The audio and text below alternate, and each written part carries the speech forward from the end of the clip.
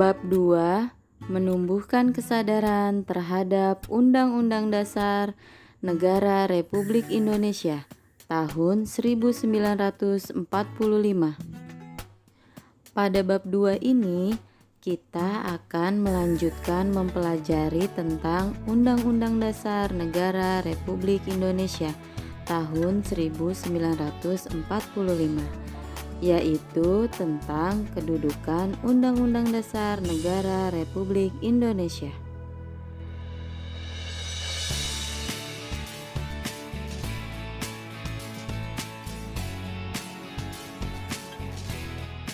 Cobalah kalian baca secara cermat naskah pembukaan Undang-Undang Dasar Negara Republik Indonesia tahun 1945.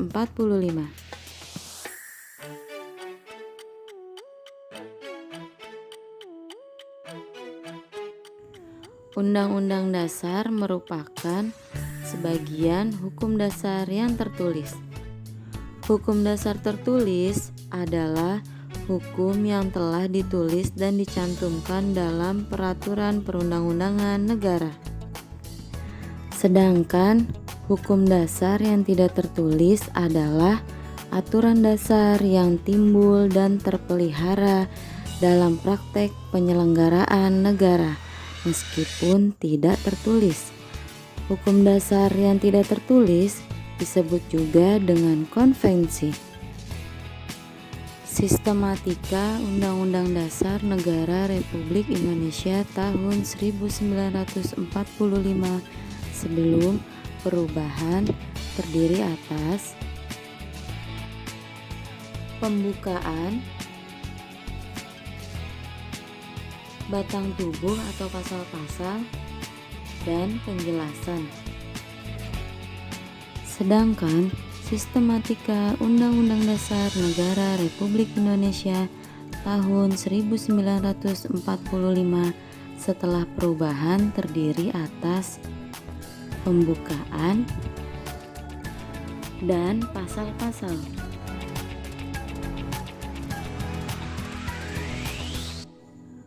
Hubungan pembukaan dan proklamasi kemerdekaan. Coba kalian baca dan cermati naskah proklamasi kemerdekaan berikut ini.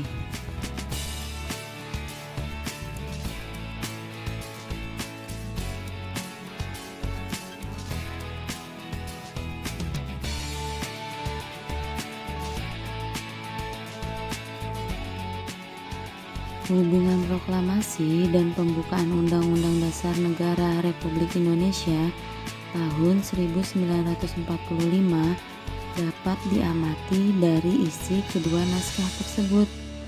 Proklamasi kemerdekaan memuat dua hal pokok, yaitu pernyataan kemerdekaan bangsa Indonesia dan tindakan yang harus segera dilakukan dengan pernyataan kemerdekaan.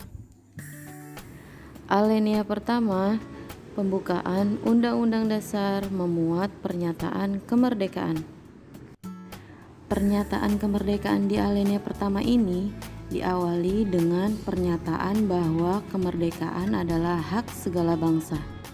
Di alinea kedua memuat alasan perjuangan kemerdekaan bangsa Indonesia telah sampai pada saat yang menentukan. Sedangkan di alinea ketiga juga mempertegas bahwa kemerdekaan merupakan atas berkat rahmat Allah yang Maha Kuasa dan dengan didorongkan oleh keinginan luhur. Dengan demikian, pada dasarnya alinea 1 sampai dengan alinea 3 merupakan uraian terperinci dari kalimat pertama proklamasi kemerdekaan. Sedangkan alinea keempat memberi arah pertanggungjawaban terhadap pelaksanaan proklamasi kemerdekaan.